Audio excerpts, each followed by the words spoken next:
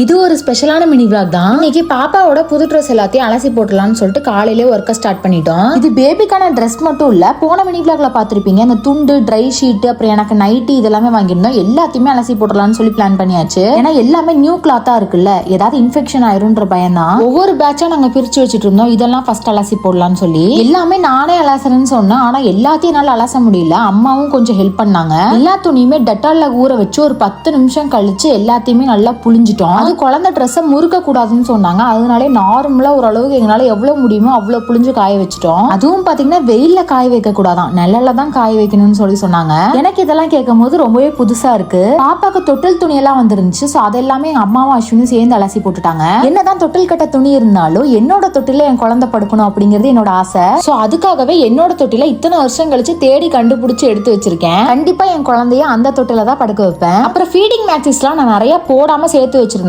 Baby பிறந்தக்கு அப்புறம் அதெல்லாம் use பண்ணிக்கலான்னு. So அதையுமே நான் தனியா வாஷ் பண்ணி நல்லா காய வச்சிட்டேன். ஃபர்ஸ்ட் இந்த வேலையெல்லாம் அசால்ட்டா செய்யற மாதிரி இருக்கும். ஆனா இப்ப எல்லாம் கொஞ்சம் கூட்டினாலே முதுகு வலிக்குது, மூச்சு வாங்க ஆரம்பிச்சிருது. எனக்கே தெரியுது நாளுக்கு நாள் நான் எவ்வளவு வீக் ஆயிட்டு இருக்கேன்னு. ஓகே, வீடியோக்குள்ள வருவோம். ஃபர்ஸ்ட் நாள் வந்து எல்லாத்தையுமே துவைச்சு காய வச்சாச்சு. செகண்ட் நாளுமே அதே மாதிரி இன்னொரு பேட்ச் துவைச்சேன். சாக்ஸ், கிளவுஸ்ன்ட்டு எல்லாமே நான் துவைச்சு முடிச்சிட்டேன். வீட பார்க்கவே ரொம்ப டிஃப்ரெண்டா இருந்துச்சு. நானும் அஸ்வினும் அந்த ட்ரெஸ்ஸவே பார்த்துட்டு இருந்தோம். எப்படா நம்ம வீட்டுல குழந்தை சத்தம் கேட்கும் அப்படின்னு சொல்லி. நிறைய பேர் வந்து நான் பாப்பா அப்படின்னு சொல்லி மென்ஷன் பண்றதுனால நீங்களே எப்படி கேர்ள் பேபின்னு நீங்க முடிவு பண்ணிக்கிறீங்க அப்படின்னு சொல்லி நிறைய பேர் கமெண்ட்ல கேட்டீங்க. நான் அதை வந்து நார்மலா தான் சொல்றேன். பையனா இருந்தாலும் சரி, பொண்ணா இருந்தாலும் சரி, பாப்பா அப்படிங்கிறது ஒரு நார்மல் வேர்டா தான் நான் நினைக்கிறேன். எங்களுக்கு எந்த பேபியா இருந்தாலுமே சந்தோஷம் தான். ஆனா சின்ன ஒரு ஆசைன்னு இருக்கும்ல, எனக்கு பொண்ணு பிறந்தா கொஞ்சம் சந்தோஷமா இருக்கும், அஸ்வினுக்கு பையன் தான் வேணும் அப்படின்னு சொல்லி நிக்கிறாங்க. ஆனா எங்க ரெண்டு பேரோட மைண்ட் செட் என்னன்னா, எந்த குழந்தையா இருந்தாலும் நல்லபடியா பிறந்தா ரொம்பவே சந்தோஷம் அப்படிதான் நினைக்கிறோம். ஓகே, இந்த வீடியோ உங்களுக்கு பிடிச்சிருக்கும்னு நினைக்கிறேன். இந்த மாதிரி மோர் வீடியோஸ் பார்க்க சாருஸ் லைஃப் ஸ்டைலை மறக்காம சப்ஸ்கிரைப் பண்ணி வச்சுக்கோங்க. பாய்.